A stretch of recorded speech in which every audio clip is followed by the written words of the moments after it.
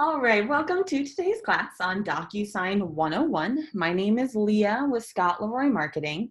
In today's class, I'll be going over the basics of Docusign. So everything that you need to know in order to start a transaction in KW Command, have your client sign the forms that you need to be signed, how you can fill in those forms, and then how you can submit those forms to your Market Center for review so you can get your closing check. Okay. So first thing that we need to do, anytime that you start a transaction, the first thing you need to do is log into Command.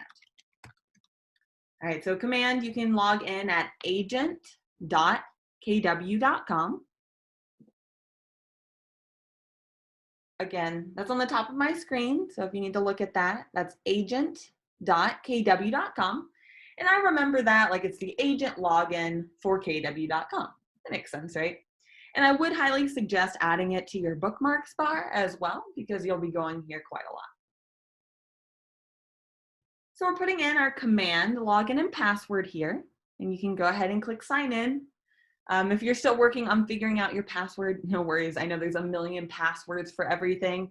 Just a couple tips to help you remember. The password is case sensitive, so that does require a capital letter and a lowercase letter and a number. It has to be at least 8 characters, I think, and it's the same login and password for your Kelly app and for my KW, if that helps jog your memory at all. Too many passwords, I feel your pain. Okay, and the first thing that we need to do when logged into Command is a little housekeeping. So if you are still working on getting logged in, no worries, don't panic, you're good. All right, we are going to work on making sure our Docusign account is linked up with Command. So to do that, if you could join me by clicking your name on the very top right of Command, and then Settings from that dropdown. So again, we're clicking on our name on the very top right of Command, and then Settings from that dropdown. Now, how you want your screen to look is similar to mine, okay? So the apps in here will be in a different order because it'll show your connected apps at the top. But you want to go ahead and scroll down and find Docusign if you're not seeing that near the top. Now, just to explain what this section is, especially if it's your first time in here, this is where you can go to connect apps up to your Command account. So I like to explain it like an iPhone or an Android, right? Right when you get your iPhone out the box, it has a bunch of really great features on it. However, you can always go to your app store on the iPhone and download more apps to increase the functionality of your iPhone. Same concept here with Command. So there's a lot of great features automatically built in, but you can come into the settings here by clicking your name on the top right to link up more apps from here, and also even search for further apps in the marketplace icon on the top right. Just a heads up. So for this class, we need to find Docusign on this list, and ideally, we want it to look like mine, where you see connected. You should see a preview of your email address as well. You will need to remember your Docusign login and password. All right, but if you're not seeing that at the top, try scrolling down. I believe it's under productivity originally. So in theory, if you're prompted to click Connect Account, you can go ahead and do that right away or create a Docusign account from here. Now, if you are setting up a Docusign account for the first time, it's really important you do that from KW Command. We're happy to do that for you. So if you would like to go ahead and shoot an email to support@scottleroymarketing.com, let them know that you need your Docusign account linked up to Command. We're more than happy to take care of that for you. And I did put our support email in the Zoom chat if you want to check that out. All right, and just a heads up, you can use .loop with Command as well, but of course today's class will be focusing on Docusign. Alrighty, so before we continue, I want to share out the notes because we're about to go through the steps of going through a transaction. So I have notes on everything I'm going to say as well in class today. So I've written notes, and I also have kind of like a tip guide of all the tips that I'm going to mention further. Here, I'll show you what it looks like. So I have this I just sent this out in the Zoom chat. It's just a shared doc, and it will mention, I will reference these during class today. So the first one we'll talk about is the Docusign Steps. I'll pull that up in just a minute. But I just tried to centralize, all the notes for Docusign, steps to do a transaction, and then little tip videos to further your knowledge after class. One I'd like to point out or highlight on this list is the Docusign 20-minute overview, because let's say in a month you go to do your next transaction and forgot everything I said today. Well, awesome. You can pull up this video and follow along and do it, pause it and do it with it. And it's a 20-minute overview of the basics you need to know. Okay, so just a heads up on that. I'm going to start with the first link on here. If you want to as well, feel free to just have it open. This is steps 1 through 10, how to start a transaction in Command, with little links and screenshots. I try to make it easy for you guys, but this will get easier. It'll start to feel like you're riding a bike. All right, but in the meantime, I do have these notes created. I'll be following along with those notes. I just pulled them on a different screen. I have 2 monitors. So I pull on a different screen. I'm going to go walk through these steps with you to show you how to start a transaction in Command. So we already did the first step. We logged into Command at agent.kw.com. So now we need to add our client to our contact database. So in order to do that, in order to add contacts to your database, we need to reference the menu on the far left of your Command account and click on the second icon down. That looks like a little guy hanging out in a box, okay, a little contact icon. Just a heads up, as you're starting to learn the Command menu and the navigation in Command, if you click on the KW logo on the top left of your account, it'll pan out and let you know what each item does. And honestly, in order to learn Command, all I did was really go down this list and click on each item, see what I had access to, see what features Command gave me. It doesn't have to be stressful learning new technology, even though I know that's easier said than done. But this weekend, grab a glass of wine, a case of beer, and go down this list right here and see what you have access to in Command. All right, that's my inspirational speech for the day on Command. And now we are on to the steps of creating a transaction. Step 1 being adding the contact.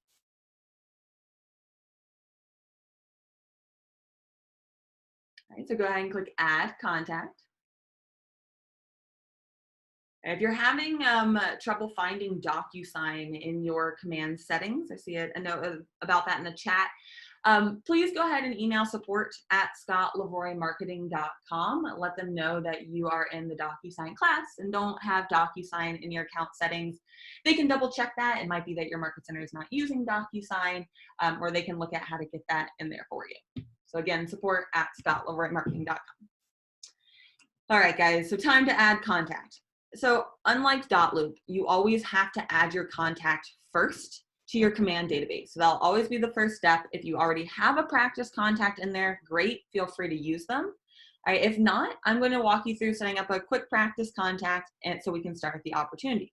Great to have a practice contact in your account so you can see what it looks like when your client receives emails from the system, and so you can guide them on what to do.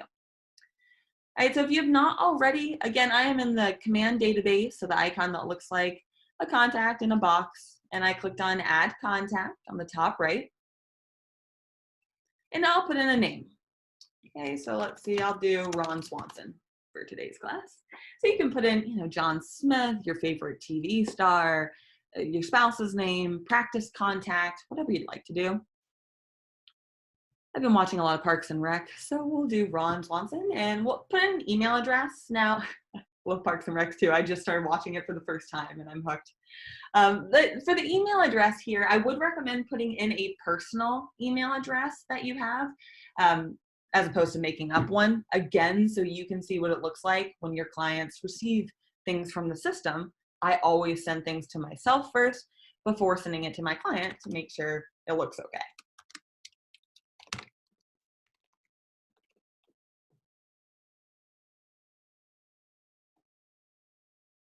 All right, so if you are wanting to set up a relationship, so if Ron Swanson has a spouse, for example, you can go ahead and click Add Relationship right here to add in the spouse's name. Let's forget what Tammy's last name is that's married to Ron. We'll go with Tammy Swanson. All right, so when you do this, all right, you have 2 options here. So you can either add it, sorry, that was a little quick. I clicked on Add, or so there's 2 things. Let me explain this to you. When you add a spouse to a contact record, and you start typing in the spouse's name, you'll typically get a drop down that you can click from if the spouse is already in your contact database, so you can link the two spouses' contact records together. In this case, I did not have the spouse already in my command database, so I went ahead and typed in the spouse's name and clicked add. Right, that's fine. That totally works for creating an opportunity. I just want to let you know that in practice, after I go ahead and click create on the bottom, I would really need to go into Tammy's contact record to add her email or any contact record or contact details, excuse me. All I've done so far is create her name in my database. So I'll show you that real quick. But all I need to do here, add in a fake contact's name, my personal email, I'd recommend, and click create.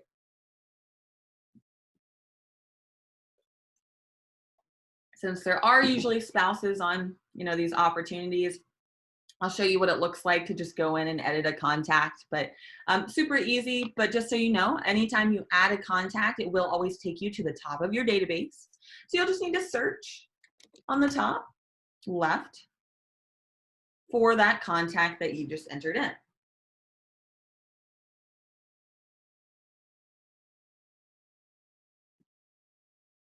Okay, so I use the search on the top left of my command database to search for that new contact.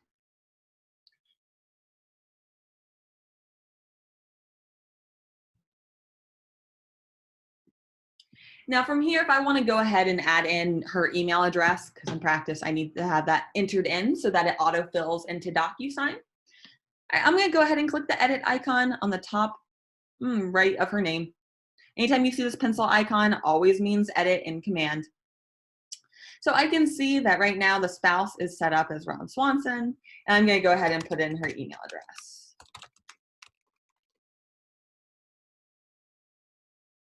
And click save. And this is just showing you how to edit a contact record, okay, especially if there's a spouse on the transaction. We can save that. So I just added in her email address. Okay, now that we did the housekeeping of adding in our contact to our database, we can go ahead and start the opportunity.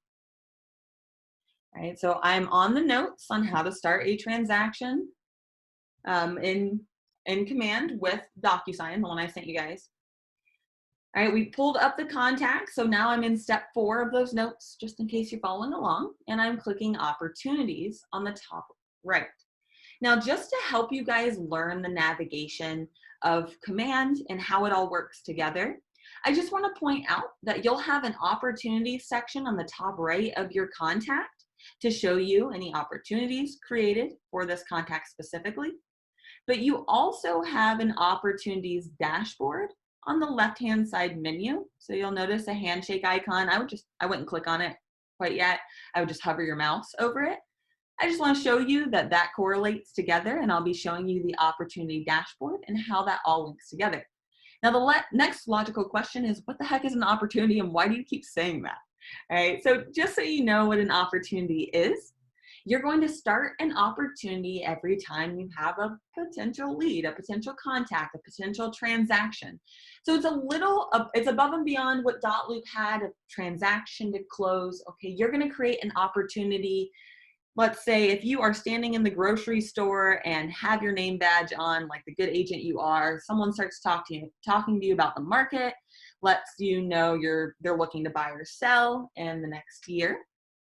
So what I would do after grabbing their contact information, I would add that to my command database and begin an opportunity, right? That's an opportunity for a closing for me, for a commission. So just like it sounds, all right? So we're going to go ahead and create that opportunity.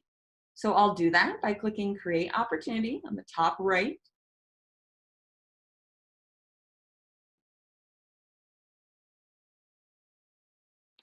And we'll have a couple fields to fill out here, all right? You just have to fill out the red asterisk fields. So when you're doing this in real life practice, you'll be able to breeze through this in about 30 seconds. I'm just gonna explain the fields, each field, so you know what it means and feel comfortable with it. But normally, just so you know, you can do this very fast. Market center name, Typically, agents are only a part of one market center, so this probably won't apply to everyone, but if you are a part of more than one market center or transferring, make sure you do select the correct market center name. If you are on a team, you may see your team name here, or you can X out of that. Opportunity type. So this is a spot that you have to do something. I'm going to point out there's just a couple spots on here you actually have to do something, usually. So I'll point those out. So if you're taking notes, step 1 on this section would be changing the opportunity type. So if that's a listing, buyer, landlord, or tenant, I'll leave that on listing for today's class. But buyer would be the same exact concept. So you can absolutely choose buyer and follow along. Client here, we have that spouse automatically pulling up because I created the opportunity right from her contact record. So I can go ahead and put in the spouse's name here to go ahead and link both clients to the opportunity. Now, just a reminder, in order to add in a co-seller or client to the opportunity, they have to be in your command database first. So always start in your command database to make sure clients are added. All right, here's the next section that you have to actually do something, and that's naming the opportunity. So if at all possible, if you know the listing address, you want to add that in. So if you're representing the listing, no problem. I can go ahead and put in, 123, Command Rocks Drive. If you're representing the buyer, I absolutely know you won't know the property address right out the gate. No worries, it's super easy to change the name of the opportunity to add that. Generally, you want to have the address in the opportunity name, since that's how your Market Center staff will look for your opportunities to add things like earnest money receipt and so forth. Lastly, so we're scrolling on down, right? Any fields that don't have that red star, it's not required to save it. So let's skip those. Let's come on down to the next required field, which is commission rate. Even if this isn't set in stone, this is changeable, so feel free to throw in your norm of 3% maybe. And this is just talking about your commission rate, not the 6% for the whole deal, just a heads up. Now, opportunity phase and opportunity stage, okay, what this is talking about is on the opportunity section that we haven't seen yet, unless you've played around with it, you'll have a pipeline, and this is deciding where on the pipeline do you want this opportunity. Are you still growing the relationship to cultivate? Is it an appointment, or is it active? And then from there, you have sub-stages as well. I'll go more into that in just a moment here. For now, you can leave that as it is. That's all you'll need to do. And you probably won't have this next field here. That's just if you're on a team. If you're on a team, you can assign other team members to collaborate on your opportunity together. If you're not on a team, you won't have that field at all. And you can go ahead and click Create Opportunity.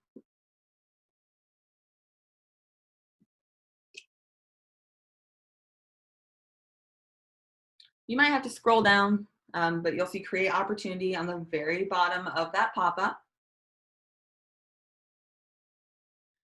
And once you click on that, you'll see the opportunity right from within the contact record. So just a tip, this is how I always like to quickly get to my opportunities, is I always go to the contact record to click on that to access it right away. Another tip on here, this is why I also leave if it was a listing or a buyer on the opportunity name. So, if this client goes to sell their home with me next or buy, I can see the differentiation between the different opportunities. So now for our next step, we'll go ahead and click on the opportunity name. So whatever you name the opportunity, go ahead and click on that.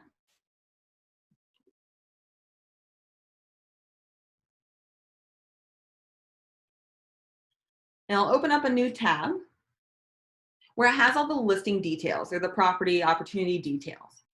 Now this section is important because it autofills onto your Docusign forms. So you can always come in here and edit this information by clicking the pencil icon, right? This pencil icon always means edit within command. So it's very helpful to have the property address information entered in here because, again, it will autofill into every form that you bring into your Docusign room, which I'll show you in just a minute, don't worry. However, in order to easily, quickly fill in this property box, if it's a listing, Now, if you're practicing with a buyer opportunity, you won't have this option. So you can just watch on my screen. But if it's for a listing, you can click Select from Listings on the very top of your screen.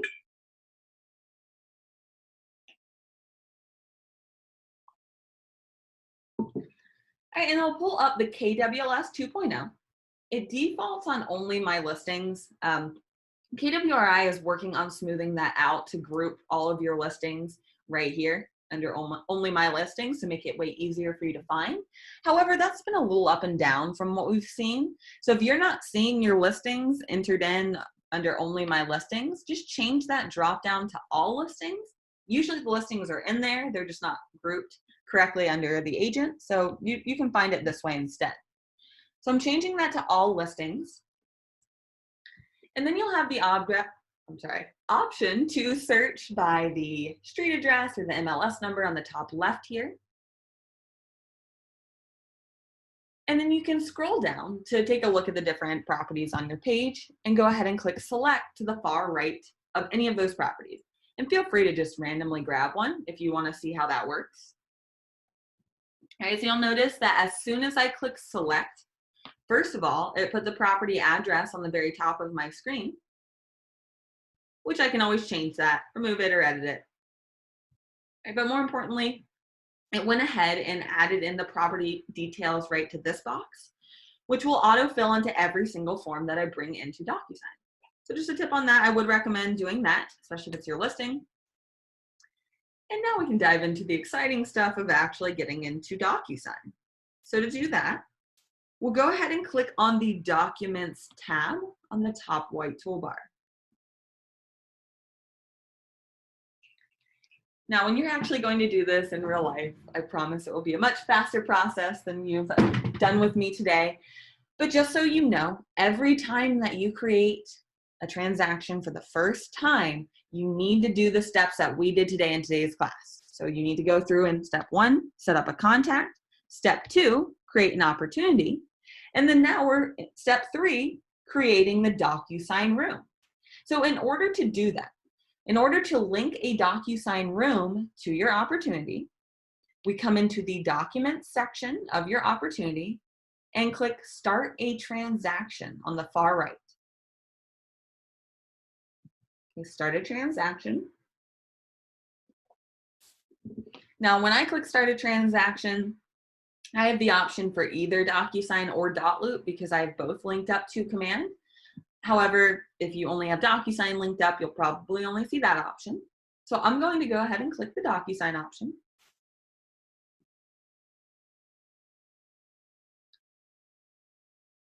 To go ahead and create a Docusign room and link it to this opportunity. So it's really important we do it in these steps just when we're creating it. And this is the part where you will need to keep up with your Docusign login and password because it will prompt you to log in the first time each day that you go to log into Docusign for security measures. So it's good. It's just an extra password to remember. So you'll need to put in your Docusign email and password and click to log in.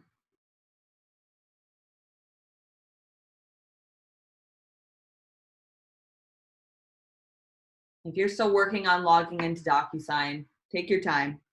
I'm just going to explain a couple other things on this screen. So I can see now that I have a Docusign room created based on the opportunity name from Command, right? And it has the address, the listing address. Now, I'll be saying the word Docusign room quite a bit going forward. So just so you have an idea, a Docusign room is the same thing as a loop in Dotloop. So whereas you had a loop per property that you sold in Dotloop, you're going to have a room per property that you sell in Docusign. So it's just their version. It's just what they call basically an online file. Okay, that's what your Docusign room is. All right, so now that we created this Docusign room from Command specifically, we can go ahead and add in our contacts to be signed and add any further details. So I would always recommend starting in the detail section of your Docusign room for a couple reasons.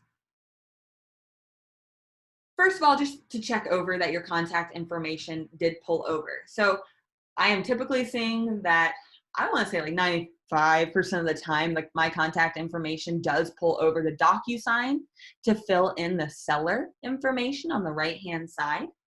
So again, if I lost anyone, I'm in my Docusign room under the details section.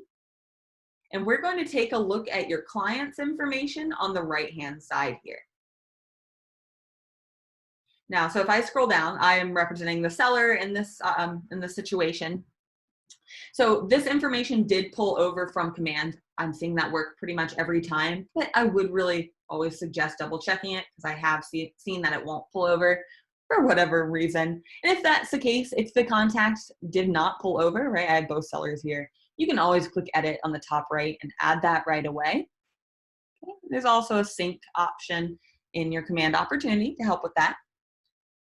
But outside of that, you can absolutely click edit on the top right of your screen to fill in any property information. So the address should have pulled over if you picked the listing with me from command, so that's done. But you can scroll through and add in any other information, and it will auto-fill that onto every future form that you pull into this Docusign room. So it's a great time saver, A, but B, if you are a newer agent and looking at some of these 10-page forms, like, where do I put this information on this form? Docusign is a great training tool for that reason, because if you just put in the information where you're straight up prompted for it in these fields, Docusign knows where it goes on the forms and will place it there for you. And so then you're kind of training yourself for future forms. So I would highly suggest filling in the details section of the room and clicking save to allow that to autofill. But again, a lot of that pulls over from command, so a lot of times I just double check it did happen. Now, just because I was unclear about the people section versus adding my clients to the details section, I just wanted to explain the difference between the two to you. So if you add your clients to the details section of the Docusign room, that will allow them to electronically sign, which is what we want. If you add your clients to the people section, same concept, they can electronically sign, but it sends them an email right when you add them to the people section. And I don't necessarily want that, right? When I'm adding my clients to my Docusign room, I still need to prepare the form, and then I want to email the client with the form for them to sign. I don't want to shoot them a random blank, Docusign invitation email to a blank room. I feel like that's confusing. And that would happen if you enter them into the people section. It does send out an email inviting them to the room, versus if you add them to the details section, it will not send your clients an email until you email them a form. All right, so that's the difference. So I would recommend the details section. And now that we've done that, let's go over to documents, where the real fun begins. So I'm in the document section of my Docusign room. So you're seeing Docusign rooms on the top left. We're in the document section. I'm now going to walk you through how we can go ahead and add in forms to our Docusign room, fill those in, and get them electronically signed. Now you have to bear with me for the next few steps, as it tends to look a little different for everyone depending on your market center and your region. So bear with me, I'll try and explain it for everyone. So on the top right, you'll see an add option in the document section specifically. So I'm clicking add. And the main two options we're going to focus on today is Docusign Forms. What that option means, that is your forms library with interactive forms. And when I say interactive forms, I mean fillable forms, forms that you can just open up and start typing in. So when I say interactive forms, that's what I mean, because I'll say that a lot. Or you have the option to pull in a form from your computer. Okay, so if you have a PDF, let's say you got your forms hand signed and they were scanned to your computer as a PDF, you can also import those into your Docusign room from the computer option. We'll be talking about both, but first let's start with add and Docusign Forms. So we selected Docusign Forms. And again, this is the process that looks slightly different for everyone. So if you're looking at what I see on my screen, great, hold tight, you're good. If you are seeing a pop-up that says, you know, something like add your NERDS ID for verification to the Realtor Association, right? You probably see a big R for Realtor logo. That is not necessarily required for all boards. Some associations do require you to add in your NERDS ID to link up your forms. However, for now, I would recommend clicking the little blue link that says skip this part of the verification to see if you already have your forms in there, because there's only about, I want to say 30 associations on the board on that list out of the whole country. So your chances are good that they're already in here. So I would recommend clicking skip right now, but you can always go back in and add your NERDS ID in your account preferences, and we can help you with that too. support@scottleroymarketing.com. All right, I'll talk more about that, but if you click skip, you should now be looking at what I see. So we should all be looking at what I see now. And you'll have two drop downs here. And depending on what you select in the first drop down, changes what you see in the second drop down menu. So if I leave the first drop down on my forms library, I can then see the second drop down will display my forms libraries, right? From my MLS and board here. I have both of those, my association added in here. So if I change that though, if I change the top drop down to the form groups instead, and click on the second drop down, this is where I see a bunch of groups that my Market Center created for me. Now your group names, if you have them at all, will be different because this is set up by your Market Center staff. So there's nothing wrong with your account if you don't have groups or if they look different than mine. This is just set up by your Market Center staff to help you find your forms more easily. So in theory, anything in the groups will also be in the library. Okay, the groups are supposed to just break that down for you. So you can select either one. I'm going to pull in a listing agreement. Feel free to bring in any form. It'll be the same concept. So I'm going to select the group name that I think would have a listing agreement and use the search bar here to search for either that form name or the form number. So let's say if it's a listing agreement, I know there's a word listing in it. I'll go ahead and add that in. And click the checkbox to select the forms. Now, take your time, because I'm going to explain this. You know, it's a little frustrating to try to learn where the forms are on here. So if this is new to you and you're trying to locate your forms, it feels like that for everyone. So if you have any trouble finding your forms, first of all, feel free to shoot us an email, support@scottleroymarketing.com. We're happy to help make sure your forms are in there properly. Outside of that, you know, give yourself some grace here. Give yourself some time to look through all the folders, get used to where all your forms are. I promise this will get easier. It'll be like riding a bike in no time. All right, so all we're doing here is we are searching for forms, and you can click the checkbox to the left of whichever forms you want to pull in, and go ahead and click add.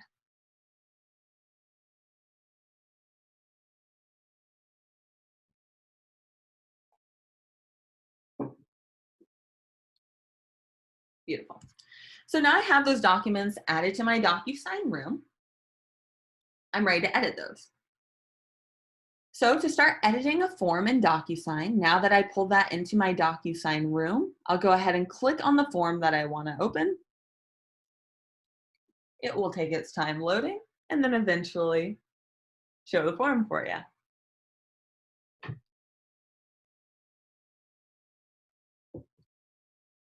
Great. So this is what I was referencing as an interactive form, right? This is a form that I can literally click and start typing. So this is a definition of an interactive form, any forms that you can just automatically start typing in. All right, so at this point, you might see some information already filled in automatically. So that information is auto-filling from your property details, right? From the details section of your Docusign room, I see the address, I see the client's information. So at this point, I would go through and fill in the entire form. Okay, so I would go through, simply click on all fields to fill that in. So you'll notice that there are no initial boxes quite yet on the form. No worries, that gets added on automatically in the next step. So all we're doing here is simply filling out the form, clicking and typing. After you are done filling out the form, you need to go ahead and click Save and Close. on the very top right.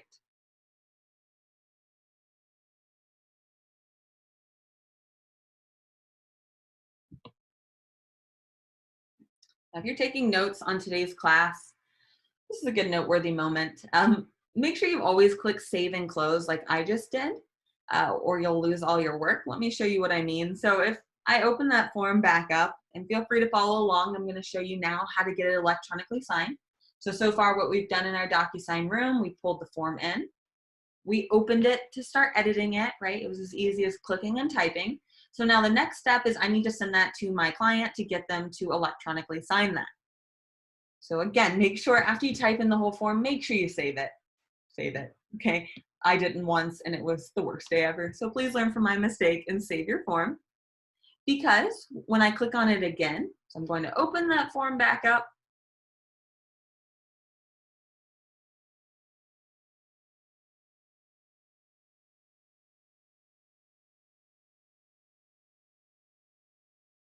And now I'm ready to take it into my envelope. Now, on the top right, you'll see document action. So if you're just needing to get one form signed, you can always open the form up, and as long as you've saved it, right? If you've changed anything, just make sure to save it first before doing any of these actions on the top right.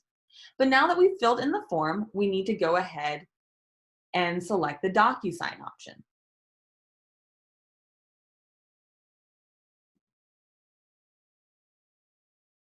I just want to give you guys a heads up that when you are doing this, when you are starting a transaction for the first time, right, that's when we have to do all those steps so far, like creating the contact, then creating the opportunity so that it creates a Docusign room.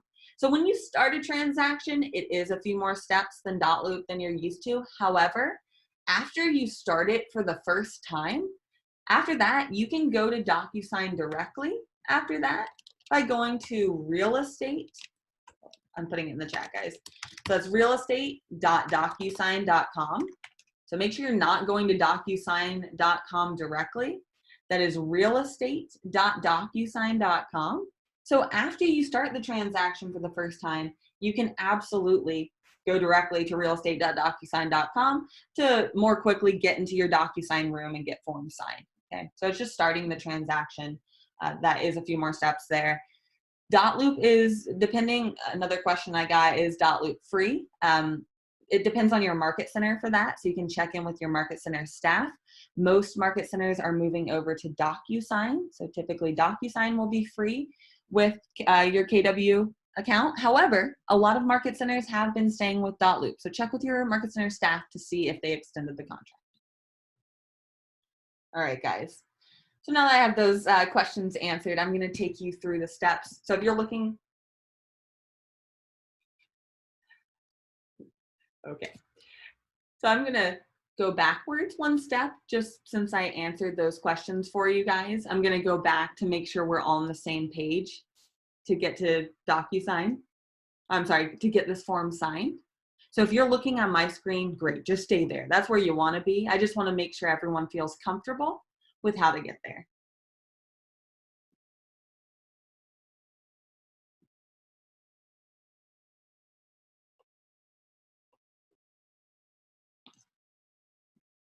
Hang on, guys. Just gonna get back to the Docusign room so I can show you that. All right, so from the beginning, right? So now is the part where we are getting this form signed. So now I need to go ahead and click on the form, right? That's what I did before in order to have the Docusign option. But I want to let you guys know that you also have the option to get more than one form signed at a time as well. So if you would like to, you can hover your mouse over the document. And when you do that, you'll see a little circle appear that you can go ahead and check. Now, when you check those two forms, you can do either one. You can do this for one.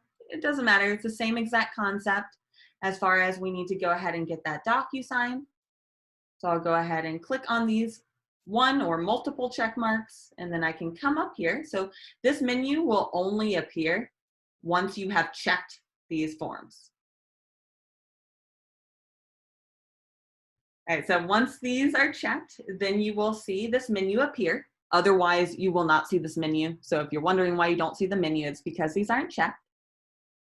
So you can go ahead and click on the icon that looks like a pen to pull multiple in your envelope.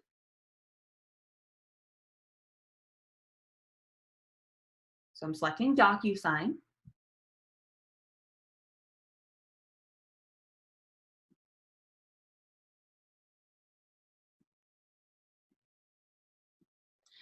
And that pulls me into my envelope here. Now this envelope is another thing that Dotloop did not have, so I want to explain it to you like snail mail. It really helped make sense of it for me. So an envelope, think of snail mail. I have an envelope in one hand, and I take my forms and I stuff it in the envelope. So what do I need to do before putting it in the mailbox? I just need to add the recipients. All right, so all we're doing here is adding the recipients. I see the forms that will be sent off in this envelope. And I'm going to scroll down.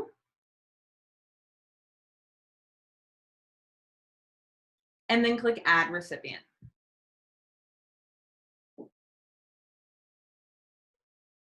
Now, when you click Add Recipient, you'll want to click the pre-tagged roles for your clients to electronically sign, as long as they've been put in the details section of your room.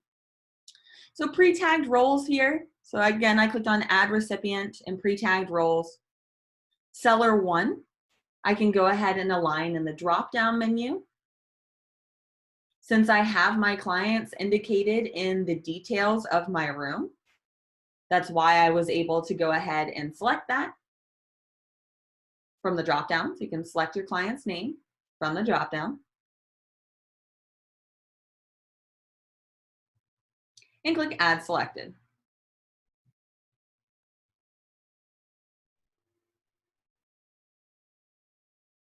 So I have my recipients now added on the left-hand side. You guys can add a note if you would like to, if you want to say like, hello, this is the documents that we talked about on the phone. Please let me know if you have any questions. You can absolutely include a message if you would like. And then we'll click Next on the top right. We're on the home stretch here, guys. So I click Next on the top right. And here's something you'll love to hear. On this screen, you don't have to do anything really. So on this screen, this is showing you what the form will look like. And if I scroll down, I will see my client's initials. So I'll see that my clients will be able to initial the form on the bottom. Okay, so if you scroll now, you should see any initial boxes or signature fields automatically added. Those are assigned to your clients based on color. So if you notice that if you have two clients and they're different colors, you'll see on the top left your clients with their corresponding color. So you can see where they're able to sign. So since this was an interactive form, right, a form I just started typing in, it automatically adds the initial boxes.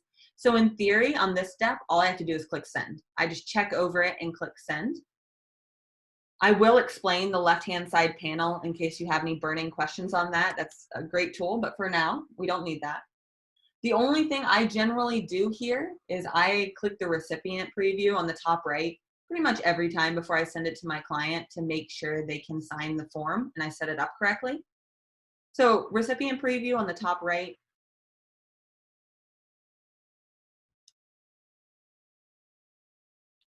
You will then see, this is literally what it would look like for either Ron or Tammy, whichever client you indicate on the top left to sign. And you can go through the steps with them, or as them rather. Click Start, and you can see that it will take you down to each initial box that you need signed. Okay, you can also do that on a tablet and phone. All right, so this is just a preview to double check yourself, and then you can X out of it.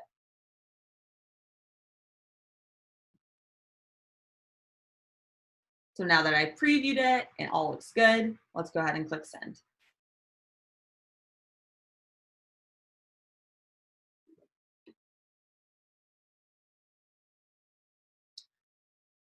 All right, guys, so I've sent that off for electronic signatures. And so at this point, I see in my envelope section that it's waiting for others. So the envelope section is another thing that Dotloop did not have. But remember, anytime that you send out a form or a group of forms from Docusign, that creates an envelope, channel snail mail here, right? So you can always click on the envelope to see anytime that you sent out a transaction, or sent out forms rather. And you can go ahead and click on that for more information. And if you need to sign the form as the agent, it will send you an email so that you can sign the form, but you can also sign the form right from the envelope section by clicking on it here. So just to answer some of the questions and feedback, thank you for those of you that are saying that this is helpful. I totally know that this is a learning curve. Trust me, when I transitioned, I love Dotloop very, very much.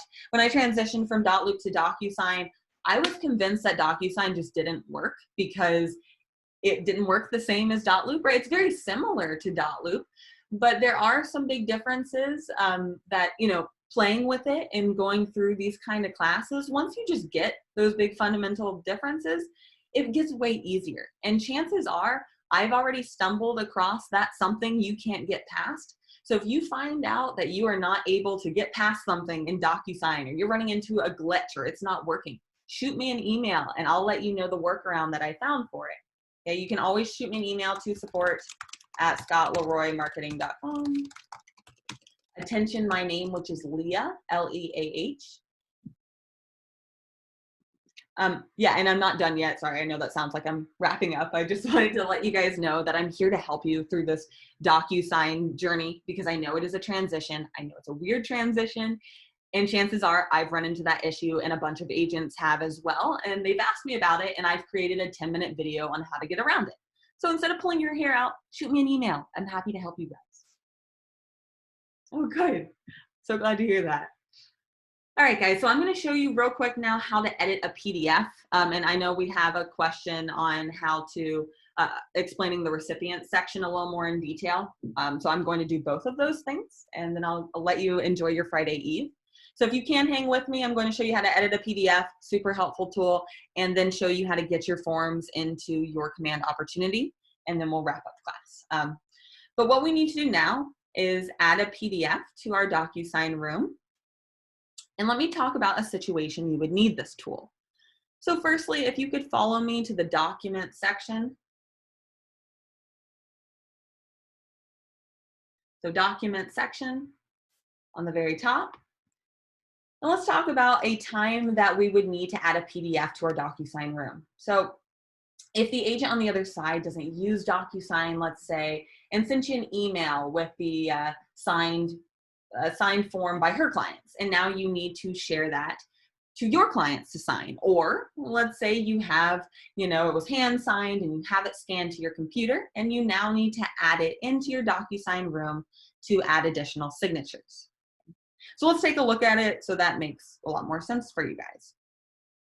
So in the document section here, we're going to add again. Right, and before we clicked on the Docusign Forms option, which is always access to your interactive forms, the ones that you can just type in theory. In this case, we want to search our computer. So in this example, we have either scanned the document to our computer and saved it, or maybe we received that in an email and saved that to our computer.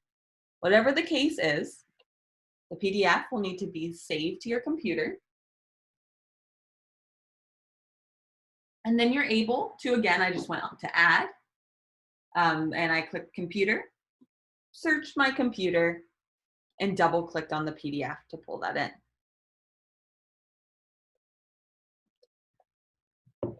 So now I can see a big difference just by glancing at my Docusign room here. The difference between a PDF has a completely different icon versus the forms that are interactive, right? The forms that we can just fill in.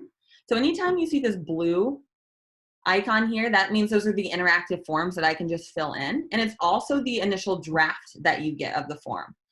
So another thing I want to explain that's different than Dotloop so you feel comfortable. When you send out a form to be signed, once it's signed by your clients, it will come back to your Docusign room with a green form signed icon. So it will say signed right here, and it will be a second copy of the Docusign form. For now, let's go ahead and talk about PDF editing. I'm sorry I'm talking too fast. I only have 10 more minutes max to show you guys a couple more things. I do have this class recorded, so you can pause the video and follow along as well. So for now, let's go ahead and click on the PDF to pull that into my envelope. So I'll go ahead and click on it, right? Or we can do what we did before.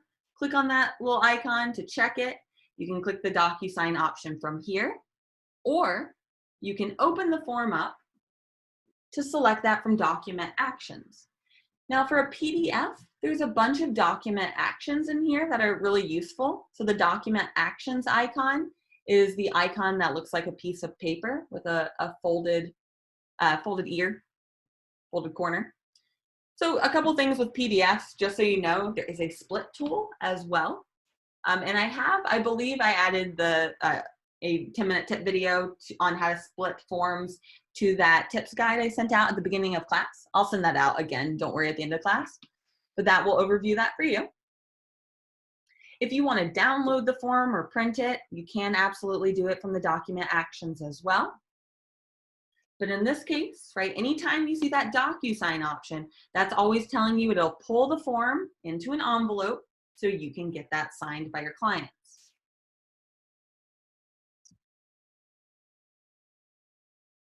So here we are in the envelope. Again, channeling snail mail. We have the form added to the envelope. You can add further forms from here as well. So if you click on Room Docs or use a template, you can pull in further forms into this envelope, just a heads up. And let's talk a little bit more in depth on adding a recipient, because there are some cool things we can do here. Since it's a PDF, these options are slightly different. But when we click Add Recipient, go ahead and select the top one for room participants.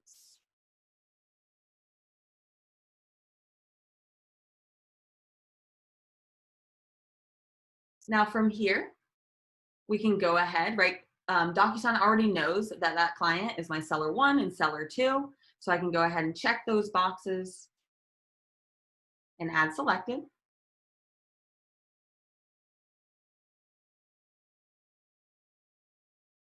So again, all I did here, guys, was add recipients and room participants. All right, I'm just going to explain real quick some cool tips on the recipient section before we go into PDF editing. Okay, that'll be when you click next on the top right. That's how you edit a PDF in Docusign.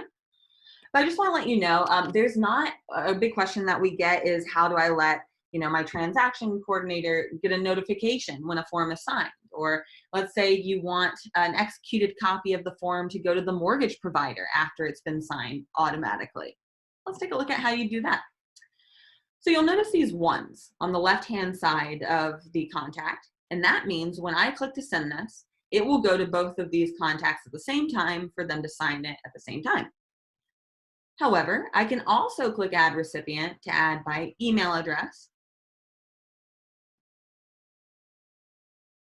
So I'm clicking to add by email address. So if I wanted to add in my transaction coordinator or my mortgage provider, whatever it is, and I want them to get notified right after the clients sign it so they can go ahead and tend to that, I can change the 1 on the left-hand side to a 2.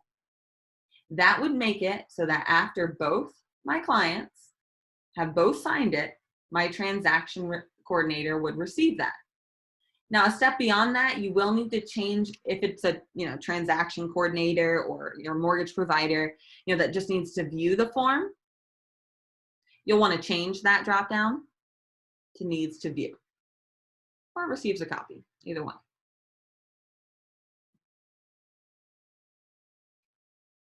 And then you can click next on the top right. So just a quick tip on that for as far as if you want to use this to feature, you can absolutely do that. I like that feature of Docusign.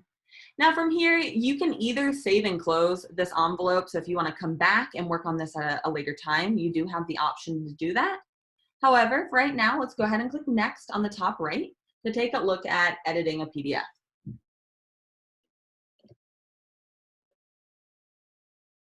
Okay. So this is where the panel on the left-hand side really comes into play.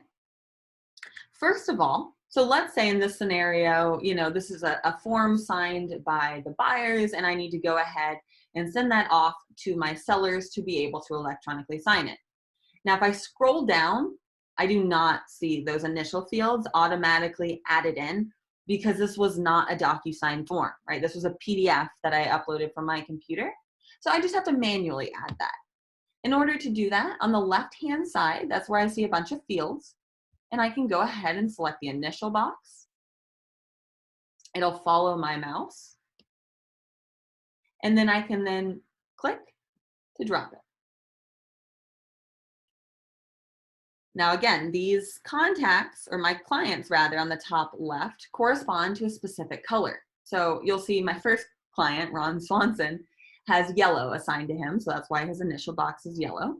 If I change that drop down to my second client, I then see a different color initial box to drop that one instead.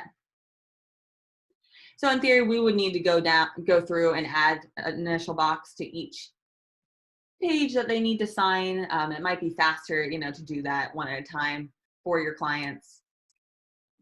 Just a heads up. Also, signature fields, the exact same concept. So signature field, same concept here. You'd click on that to drop it. A couple things on the signature field, and to answer Joan, great question. If you accidentally lay a field where you didn't mean to, first of all, you can move it around. If you click, you can move it around, but you can also delete it on the bottom right. If you're not seeing that delete option, it's probably because you clicked off of it. So just click on it again, and then you'll have the option to delete. Yeah, happy to help. All right, so outside of this, this is something that you guys need to know for signatures. From what I have been told by agents, they are not seeing the date field, like the time and date field, automatically display next to all signatures. So a lot of broker in charges have been telling agents to also add the date field, and that is specifically for signatures.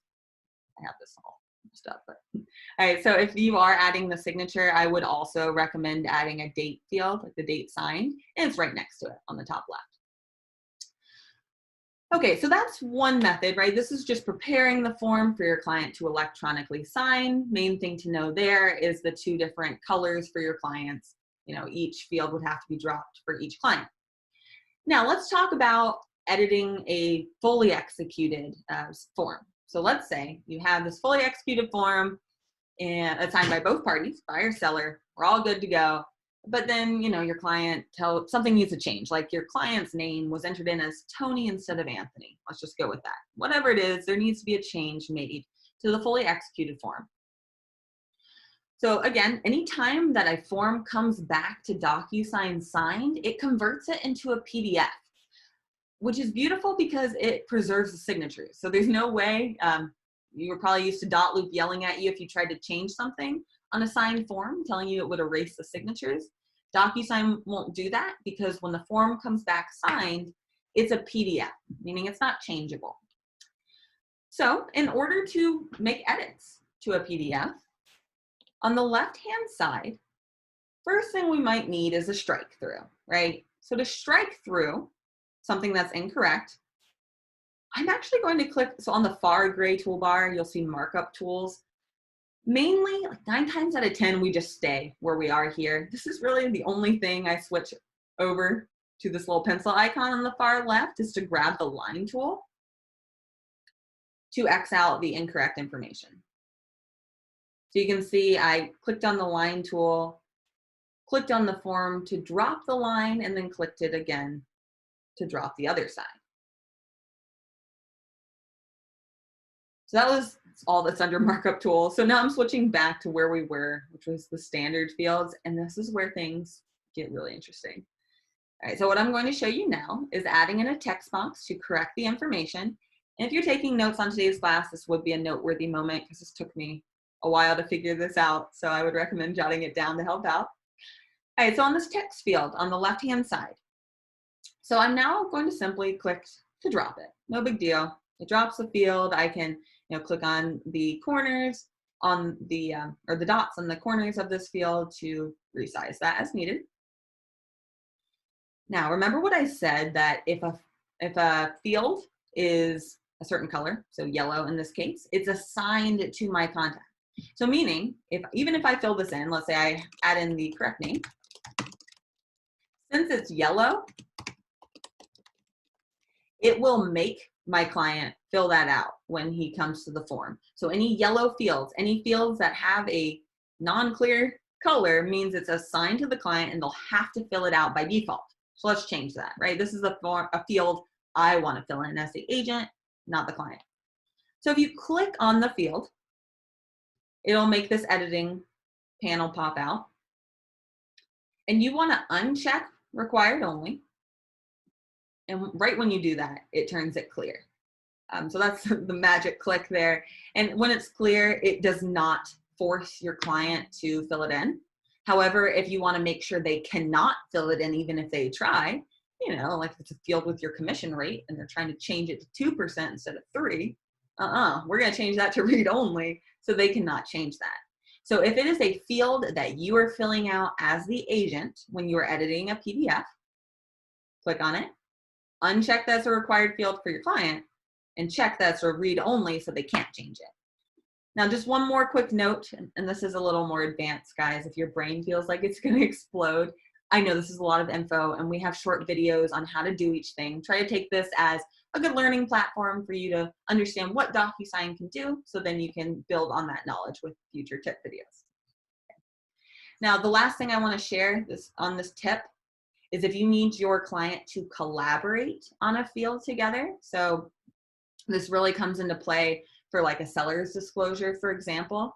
If you need those clients to work on a field together, you can give them the option to collaborate on a field under the collaboration option. Off default, a text field is generally assigned to one contact or the other. You need to give them the rights to collaborate on that together if you want them to have that option. All right, and guys, that really takes care of like all the different fields that you can add on the left-hand side. But of course, you can play around with different scenarios on using these on the left-hand side, and let me know as you have questions.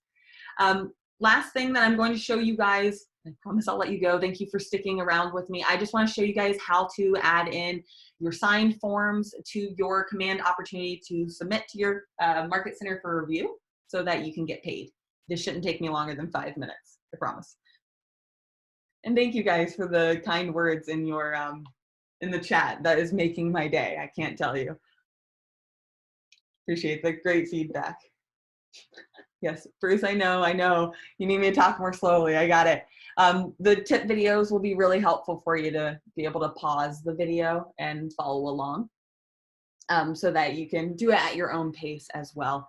It's such a time crunch in some of these classes. I can only go so slow, unfortunately.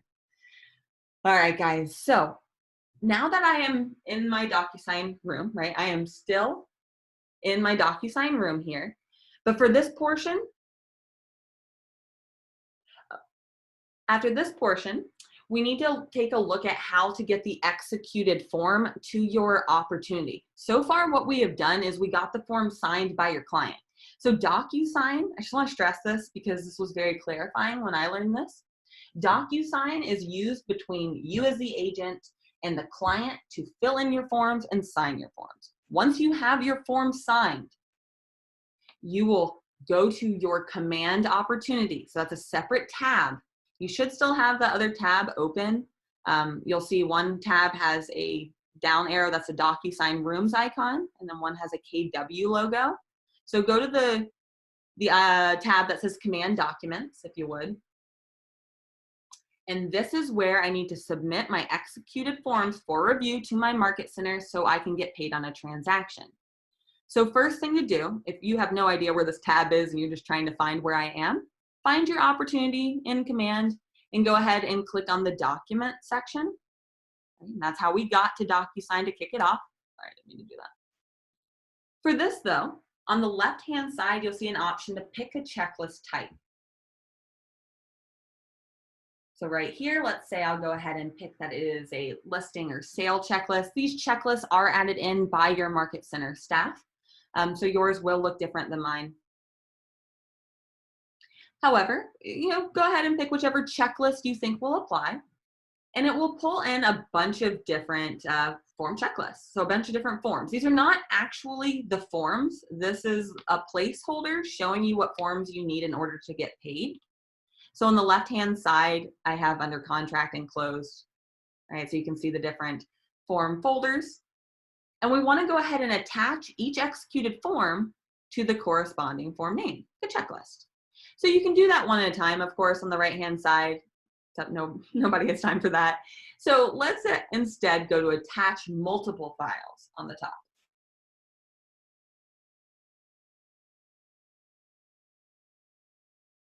So I clicked on attach multiple files. And now on the top, I have a few options. I can manually add these forms in. So if you are having your client hand sign your forms, so if you have fully signed forms in your hand, you can absolutely scan them to your computer and add them manually right here and not even use Docusign. Docusign is purely being used for electronic signatures and to be able to type in your forms. If you would like to get your forms hand signed and fill in your forms hand filled, you can absolutely just scan them to your computer and add them to your opportunity to submit to your Market Center for review. Or to make your life even easier, especially if you're using Docusign. If you're using Docusign, the reason I stressed probably 5 million times to always start the transaction from your opportunity is because it makes this part so much easier. So you can select the Docusign option at the top. This is a beautiful thing. Right to the right of each one of the form names, you can click on the drop down and it'll pull up any forms that you have in this Docusign room specifically. So it'll show you your executed forms that you can simply click on the name of it and it links it up here. And you can click attach. So it's easiest to pull that from Docusign, but of course you have the manual option, especially if that's just scanned to your computer. And you can click attach. And there they are. There are the forms. And when I add in forms, you'll see the option to submit to your MC for review. Now, the next logical question is, when would I click that button? I don't click it right now. Your Market Center staff won't like me very much. But that submit to MC, you will want to submit to your Market Center for review. Check in with your Market Center staff on when exactly. Each policy is different. But in general, you'll do that 3 times for a listing. You'll submit to your Market Center for review once when the listing goes live in the MLS with all your listing paperwork. A second time when it goes under contract with your commission request, which I'll talk to you about. And a third time when it closes with all your closing paperwork. Now, that is if you're representing a listing. If you're representing a buyer, you'll submit to your Market Center for review twice. Once when you go under contract with the commission request, and a second time when you close.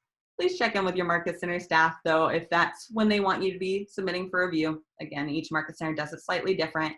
But to answer the last burning question that I always had is, why is this commission tab grayed out? Just so you know, that commissions tab is grayed out until you add an offer in. And I have good news, because I know that's not enough info to go on. I have a little 10-minute video on those notes I sent out at the beginning of class that'll walk you through setting up a commission request. And I'll resend that out now. All right, guys, I will resend the notes in just a moment if you'd like to hang tight. For everyone else, I will put the notes in the YouTube video of this recording. And let me know if you have any questions, support@scottleroymarketing.com. Have a great day.